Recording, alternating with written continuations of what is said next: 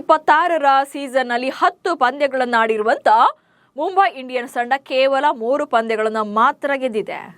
ಉಳಿದದ್ದು ಇನ್ನ 4 ಪಂದ್ಯಗಳು ಮಾತ್ರ ಲೀಗ್ ಹಂತದಲ್ಲಿ. ಸೊ ಮುಂದಿನ ಎಲ್ಲಾ ಪಂದ್ಯಗಳನ್ನು ಗೆದ್ದರೂ ಕೂಡ ಪ್ಲೇ ಆಫ್ಗೆ ಹೋಗ್ತಾರೆ ಎನ್ನುವಂಥ ಗ್ಯಾರಂಟಿ ಇಲ್ಲ. IPLನ one of the most successful team ಆಗಿರುವಂಥ MI ಎಡವಿದ್ದಲ್ಲಿ ರೋಹಿತ್ ಶರ್ಮಾ ಅವರ ಸೈಡ್ಲೈನ್ MIಗೆ ರಿವರ್ಸ್ ಫೈರ್ ಆಯ್ತಾ? ಪಾಂಡ್ಯ ನಾಯಕತ್ವದ ಚಾಲೆಂಜಸ್ ಏನು? ಬಿಸ್ನೆಸ್ ಮೈಂಡ್ ಹೊಡೆತ ಕೊಡ್ತಿದ್ಯಾ? ಕ್ಯಾಪ್ಟನ್ಸಿ ಬದಲಾವಣೆ ಪಕ್ಕಾ ಆಯ್ತಾ? ಸೊ ಈ ಬಗ್ಗೆ ಹೇಳ್ತೇನೆ. ನಾನು ಶಾಂತ. ನೀವು ಸುದ್ದಿಯಾನದ ಸಬ್ಸ್ಕ್ರೈಬರ್ ಆಗೋದಕ್ಕೆ ಮರಿಬೇಡಿ.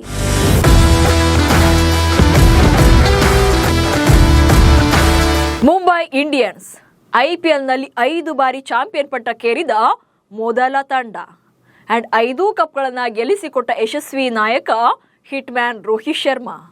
ಟೀಮ್ ಇಂಡಿಯಾಗೆ 2 ICC ಟ್ರೋಫಿಗಳನ್ನು ಗೆಲ್ಲಿಸಿಕೊಂಡ ರೋಹಿತ್ ಶರ್ಮಾ ಮುಂಬೈ ತಂಡದ ಅಭಿಮಾನಿಗಳ ಪಾಲಿಗೂ ಕೂಡ ಹೀರೋ.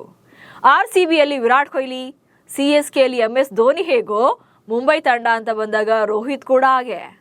ಆದರೆ ರೋಹಿತ್ರನ್ನ ಸೈಡ್ಲೈನ್ ಮಾಡಿ ಹಾರ್ದಿಕ್ ಪಾಂಡ್ಯ ಎನ್ನುವಂತ ಹೊಸ ಹೀರೋವನ್ನ ಹುಟ್ಟು ಹಾಕಲು ಹೊರಟಿದ್ದ MI ಈಗ ಸೋಲಿನ ಸುಳಿಯಲ್ಲಿ ಒದ್ದಾಡ್ತಿದೆ. ಸಾಲು ಸಾಲು ಸೋಲು ಹೊಸ ನಾಯಕನ ಚರ್ಚೆಯನ್ನ ಹುಟ್ಟು ಹಾಕಿದೆ. ರೋಹಿತ್ ಶರ್ಮಾರನ್ನ ಪಟ್ಟದಿಂದ ಇಳಿಸಿ ಕೆಟ್ಟ ಫ್ರಾಂಚೈಸಿ. 2024ರ IPLಗೂ ಮುನ್ನ ಮುಂಬೈ ಇಂಡಿಯನ್ಸ್ ತಂಡದಲ್ಲಿ ರೋಹಿತ್ ಶರ್ಮಾರನ್ನ ಕೆಳಗಿಳಿಸಿ ಹಾರ್ದಿಕ್ ಪಾಂಡ್ಯಗೆ ನಾಯಕತ್ವದ ಪಟ್ಟ ಕಟ್ಟಲಾಗಿತ್ತು. ಫ್ರಾಂಚೈಸಿಯ ಈ ನಿರ್ಧಾರವನ್ನ ಮಾಡಿತ್ತು. ರೋಹಿತ್ರಿಂದ ನಾಯಕತ್ವ ಕಸಿದಿದ್ದು ಅಭಿಮಾನಿಗಳಿಗೂ ಕೂಡ ದೊಡ್ಡ ಶಾಕ್ ಕೊಟ್ಟಿತ್ತು ಅಂಡ್ ಫ್ರಾಂಚೈಸಿ ವಿರುದ್ಧವೇ ತಿರುಗಿ ಬಿದ್ದಿದ್ರು. ಆದರೆ ಇದ್ಯಾವುದಕ್ಕೂ ಕ್ಯಾರ್ ಮಾಡದಂತ ಮಾಲೀಕರು ಮತ್ತೆ ಪಾಂಡ್ಯರನ್ನೇ ಕಂಟಿನ್ಯೂ ಮಾಡಿದ್ದಾರೆ. ಆದರೆ ಪಾಂಡ್ಯ ಕ್ಯಾಪ್ಟನ್ಸಿಯಲ್ಲಿ 2024ರ ಸೀಸನ್ನಲ್ಲಿ 14 ಪಂದ್ಯಗಳನ್ನಾಡಿದ್ದ ಮುಂಬೈ ಗೆದ್ದದ್ದು ಕೇವಲ 4 ಪಂದ್ಯಗಳನ್ನು ಮಾತ್ರ. ಹಾಗೆ 10ನೇ ಸ್ಥಾನದಲ್ಲಿ ಸೀಸನ್ ಮುಗಿಸಿದ್ರು. ಇನ್ನು 2025ರಲ್ಲಿ ಬೆಟರ್ ಅನಿಸಿ ಪ್ಲೇ ಆಫ್ಗೆ ಬಂದರೂ ಕೂಡ ಕ್ವಾಲಿಫೈಯರ್ 2ನಲ್ಲಿ ಸೋತು ಸೀಸನ್ ಅನ್ನ ಎಂಡ್ ಮಾಡಿದ್ರು. ಆದರೆ ಈ ಸೀಸನ್ ಅಲ್ಲಿ ಮತ್ತದೇ ಸ್ಟ್ರಗಲ್. ಕ್ಯಾಪ್ಟನ್ಸಿ ಕಾಂಟ್ರವರ್ಸಿ ಆಗಿದೆ. ಈ ಸೀಸನ್ ಅಲ್ಲಿ 10 ಪಂದ್ಯಗಳನ್ನಾಡಿ 3ರಲ್ಲಿ ಮಾತ್ರ ಗೆದ್ದಿದ್ದಾರೆ. ಸೊ ಪ್ಲೇ ಆಫ್ ಚಾನ್ಸ್ ಅಂತೂ ಮಿಸ್ ಆಗೋದು ಗ್ಯಾರಂಟಿ ಇದೆ.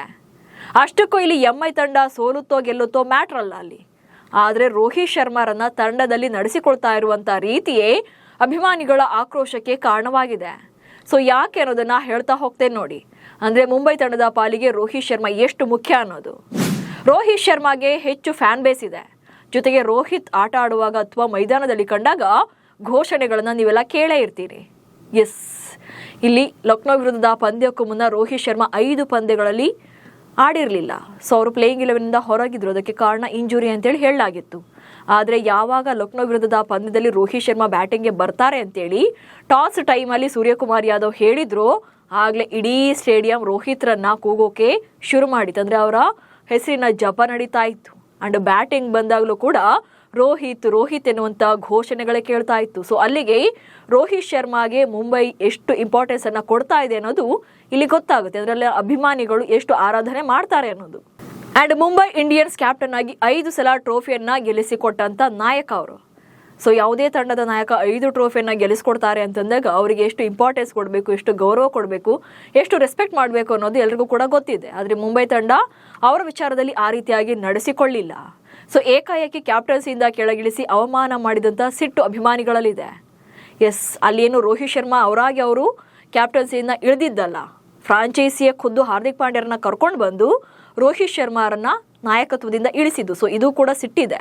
ಅಂಡ್ ಕೊಹ್ಲಿ ನಾಯಕನಾಗಿ ಕಪ್ ಗೆಲ್ಲದೆ ತಾನೇ ಕ್ಯಾಪ್ಟನ್ಸಿಯನ್ನ ಬಿಟ್ಕೊಟ್ರು. ಇಲ್ಲಿ ಹೌದು, ವಿರಾಟ್ ಕೊಹ್ಲಿ ಅವರು RCB ಪಾಲಿನ ಎಲ್ಲವೂ ಕೂಡ. ಆದರೆ ಕೊಹ್ಲಿ ಯಾವತ್ತೂ ಕೂಡ ಅವರನ್ನ ಫ್ರಾಂಚೈಸಿ ಕೆಳಗಿಳಿಸಿಲ್ಲ ನಾಯಕತ್ವದಿಂದ.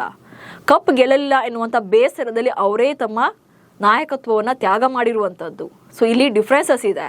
ಸೊ ಅವರಾಗಿ ಅವ್ರ ಪಟ್ಟ ಬಿಟ್ಟುಕೊಡೋದಕ್ಕೂ ಬೇರೆಯವರು ಕಸಿಯೋದಕ್ಕೂ ವ್ಯತ್ಯಾಸ ಇದೆ. ಸೊ ರೋಹಿತ್ ಶರ್ಮಾ ವಿಚಾರದಲ್ಲಿ ಇದೇ ಆಗಿದ್ದು. ಇನ್ನು ಕ್ಯಾಪ್ಟನ್ಸಿಯನ್ನ ಬಿಟ್ಕೊಟ್ರು ಕೂಡ ಪ್ರತಿ ಸೀಸನ್ನಲ್ಲೂ ಕೊಹ್ಲಿಯನ್ನೇ ಹೊತ್ತು ಮೆರೆಸ್ತಾ ಇರುವಂಥ ಫ್ರಾಂಚೈಸಿ. ಎಸ್, ಈಗ ಸೀಸನ್ ಸ್ಟಾರ್ಟ್ ಆಗ್ತಿದೆ ಅಂತಾಗ ವಿರಾಟ್ ಕೊಹ್ಲಿ ಅವರು ಟೀಮ್ಗೆ ಅಥವಾ ಬೆಂಗಳೂರಿಗೆ ಕಾಲಿಡೋದ್ರಿಂದ ಹಿಡಿದು ಸೀಸನನ್ನು ಎಂಡ್ ಮಾಡಿ ಇಲ್ಲಿಂದ ಹೊರಡೋವರೆಗೂ ಕೂಡ RCBಯ ಫಸ್ಟ್ ಪ್ರಿಯಾರಿಟಿ ಅಥವಾ ಪ್ರಿಫರೆನ್ಸ್ ಅಂತ ಬಂದರೆ ಅದು ವಿರಾಟ್ ಕೊಹ್ಲಿ ಅವರ ಮೊದಲ ಸ್ಥಾನದಲ್ಲಿರ್ತಾರೆ. ಇದು ಫ್ರಾಂಚೈಸಿ ವಿರಾಟ್ ಕೊಹ್ಲಿಗೆ ಕೊಡ್ತಾ ಇರುವಂಥ ಗೌರವ. ಹೌದು, ಅವರ ಕ್ಯಾಪ್ಟನ್ಸಿಯಲ್ಲಿ RCB ಗೆದ್ದಿಲ್ಲ, ಬಟ್ ಕೊಹ್ಲಿ ಅಂತ ಆಟಗಾರ. ಸೊ ವಿಶ್ವ ಮಟ್ಟದಲ್ಲಿ ಅವ್ರಿಗಿರುವಂಥ ರೆಸ್ಪೆಕ್ಟ್ ಏನು ಅನ್ನೋದು ಫ್ರಾಂಚೈಸಿಗೆ ಗೊತ್ತಿದೆ. ಸೊ ಇದೇ ಕಾರಣಕ್ಕೆ ಅವರನ್ನ ಅಷ್ಟು ಗೌರವಯುತವಾಗಿ ನಡೆಸ್ಕೊಳ್ತಾ ಇರುವಂಥದ್ದು RCB ಫ್ರಾಂಚೈಸಿ. ಇವನ್ ಚೆನ್ನೈ ಸೂಪರ್ ಕಿಂಗ್ಸ್ ತಂಡದಲ್ಲೂ ಕೂಡ ಧೋನಿಗೆ ವಿಶೇಷವಾದಂಥ ಗೌರವ ಇದೆ. ಪ್ರತಿ ಸೀಸನ್ ಸ್ಟಾರ್ಟ್ ಆದಾಗಲೂ ಕೂಡ MS ಧೋನಿಯನ್ನ ಚೆನ್ನೈ ಸೂಪರ್ ಕಿಂಗ್ ಫ್ರಾಂಚೈಸಿ ಕೂಡ ಅಷ್ಟೇ ಗೌರವಯುತವಾಗಿ ನಡೆಸ್ಕೊಳ್ತಾ ಇದೆ. ಆದರೆ ಮುಂಬೈ ತಂಡದಲ್ಲಿ ರೋಹಿತ್ ಶರ್ಮಾರನ್ನ ಬಿಸ್ನೆಸ್ ಮೈಂಡ್ನಲ್ಲಿ ಟ್ರೀಟ್ ಮಾಡ್ತಾ ಇರುವಂಥದ್ದು. ಮುಂಬೈ ತಂಡದಲ್ಲಿ ರೋಹಿತ್ ಶರ್ಮಾ ಎಲ್ಲವನ್ನೂ ಕೊಟ್ಟಿದ್ದಾರೆ, 5 ಕಪ್ ಗೆಲ್ಲಿಸಿಕೊಟ್ಟಿದ್ದಾರೆ. ಆದರೆ ಅವರು ಈಗ ಬಿಸ್ನೆಸ್ ಮೈಂಡ್ನಲ್ಲಿ ಟ್ರೀಟ್ ಮಾಡ್ತಿದ್ದಾರೆ. ಸೊ ಇದೇ ಕಾರಣಕ್ಕೆ ಸಿಟ್ಟು ಬರ್ತಾ ಇರುವಂಥದ್ದು ಅಲ್ಲಿನ ಅಭಿಮಾನಿಗಳಿಗೆ. ಅಂಡ್ ಪಾಂಡ್ಯ ನಾಯಕತ್ವದಡಿ ತಂಡದಲ್ಲಿ ಗ್ರೂಪ್ಗಳಾದರೂ ಕೂಡ ಡೋಂಟ್ ಕೇರ್. ಇವನ್ ಹಾರ್ದಿಕ್ ಪಾಂಡ್ಯ ಅವರ ಕ್ಯಾಪ್ಟನ್ಸಿಯಲ್ಲಿ ಸೂರ್ಯಕುಮಾರ್ ಯಾದವ್ ಆಗಲಿ ಅಥವಾ ಜಸ್ಪ್ರೀತ್ ಬುಮ್ರಾ ಆಗಲಿ ಅವರು ಕೂಡ ಫ್ರೀಯಾಗಿ ಆಡ್ತಾ ಇಲ್ಲ. ಸೊ ಅವರಲ್ಲೂ ಕೂಡ ಬೇಸರ ಎದ್ದು ಕಾಣಿಸ್ತಾ ಇದೆ. IPLನಲ್ಲಿ ಕೇವಲ ದುಡ್ಡು ಅಥವಾ ಹಣ ಅಥವಾ ಟ್ರೋಫಿ ಇಷ್ಟೇ ಮ್ಯಾಟರ್ ಆಗೋದಿಲ್ಲ. ಅಭಿಮಾನಿಗಳ ಎಮೋಷನ್ಸ್ಗೂ ಕೂಡ ವ್ಯಾಲ್ಯೂ ಇರುತ್ತೆ. ಈಗ RCBಯನ್ನು ತಗೊಳ್ಳಿ, 16 ವರ್ಷ ಕಪ್ ಗೆಲ್ಲದೇ ಇದ್ರು ಕೂಡ ಅಂದು ಇಂದು ಮುಂದೆ ಎಂದೆಂದು ಕೂಡ ವಿರಾಟ್ ಕೊಹ್ಲಿಯೇ RCBಯ ರಾಜ. ಫ್ಯಾನ್ಸ್ ಆಗಲಿ ಫ್ರಾಂಚೈಸಿ ಆಗಲಿ ಅವರನ್ನ ನಂಬರ್ 1 ಪೊಸಿಷನಲ್ಲೇ ಇಡ್ತಾರೆ ಕೂಡ ಮುಂದೆ. CSK ಪಾಲಿಗೂ ಕೂಡ ಧೋನಿಯೇ ಜೀವಾಳ. ಆದರೆ ಮುಂಬೈ ಇಂಡಿಯನ್ಸ್ನಲ್ಲಿ ಮಾತ್ರ ರೋಹಿತ್ರನ್ನ ಒಬ್ಬ ಎಂಪ್ಲಾಯ್ ಜೊತೆ ನಡೆಸ್ಕೊಂಡಿದೆ. 5 ಕಪ್ಗಳು ಲೆಕ್ಕಕ್ಕಿಲ್ಲ ಅನ್ನೋ ಥರದಲ್ಲಿ ಟ್ರೀಟ್ ಮಾಡಿದ್ದಾರೆ. ಯೂಸ್ ಅಂಡ್ ಥ್ರೋ ಅಂತಾರಲ್ಲ ಹಾಗೆ. ಈಗಲೂ ಅಷ್ಟೇ ಇಂಪ್ಯಾಕ್ಟ್ ಪ್ಲೇಯರ್ ಆಗಿ ಬಳಸ್ಕೊಳ್ತಿದ್ದಾರೆ. ಹೀಗೆ ರೋಹಿತ್ರನ್ನ ನೋಡೋದು ಅಭಿಮಾನಿಗಳಿಗೂ ಕೂಡ ಕಷ್ಟ ಆಗ್ತಾ ಇದೆ. ಒಂದ್ ಕಡೆ ಪಾಂಡ್ಯ ಕ್ಯಾಪ್ಟನ್ಸಿಯಲ್ಲಿ ತಂಡ ಗೆಲ್ತಾ ಇಲ್ಲ ಅಥವಾ ರೋಹಿತ್ ಬಗ್ಗೆ ನಿರ್ಲಕ್ಷ್ಯ. ಇದೇ ಕಾರಣಕ್ಕೆ ಕ್ಯಾಪ್ಟನ್ಸಿ ಬದಲಾವಣೆ ಕೂಗು ಪದೇ ಪದೇ ಎದ್ದೇಳ್ತಾನೆ ಇದೆ. ಸದ್ಯಕ್ಕಿರೋ ಮಾಹಿತಿ ಪ್ರಕಾರ ಈ ಸೀಸನ್ ಅಲ್ಲಂತೂ ಯಾವುದೇ ಬದಲಾವಣೆ ಮಾಡಲ್ಲ. ಫ್ರಾಂಚೈಸಿ ಮಾಲೀಕರು ಕೂಡ ಇದನ್ನೇ ಹೇಳಿದ್ದಾರೆ, ಸ್ಪಷ್ಟಪಡಿಸಿದ್ದಾರೆ. ಹಾಗೇನಾದ್ರೂ ಮಾಡಬೇಕು ಅಂದ್ರೂ ಕೂಡ ಮುಂಬೈ ತಂಡದಲ್ಲಿ ಚಾನ್ಸ್ ಇದೆ. ಯಾಕಂದ್ರೆ ಅಲ್ಲಿ ಸ್ಟಾರ್ ಆಟಗಾರರ ಅಥವಾ ಟೀಮ್ ಇಂಡಿಯಾ ಆಟಗಾರರ ದಂಡೆ ಇದೆ. ಶಾರ್ಟ್ ಟರ್ಮ್ ಬೇಕು ಅಂತಂದ್ರೆ ಸೂರ್ಯಕುಮಾರ್ ಯಾದವ್ಗೆ ಪಟ್ಟವನ್ನ ಕಟ್ಟಬಹುದು. ಜೊತೆಗೆ ಜಸ್ಪ್ರೀತ್ ಬುಮ್ರಾ ಕೂಡ ಇದ್ದಾರೆ, ವರ್ಲ್ಡ್ ಕ್ಲಾಸ್ ಬೌಲರ್. ಇಲ್ಲ ನಮಗೆ ಲಾಂಗ್ ಟರ್ಮ್ ಕ್ಯಾಪ್ಟನ್ಸಿ ಬೇಕು ಅಂತಂದ್ರೆ ತಿಲಕ್ ವರ್ಮಾ ಇದ್ದಾರೆ. ಬಟ್ ಯಾರನ್ನೇ ಪಟ್ಟಕ್ಕೇರಿಸಿದ್ರು ಕೂಡ ರೋಹಿತ್ ಶರ್ಮಾ ಇನ್ನು ಮುಂದೆ ಮುಂಬೈನಲ್ಲಿ ನಾಯಕನಾಗೋದು ಕನಸಿನ ಮಾತು.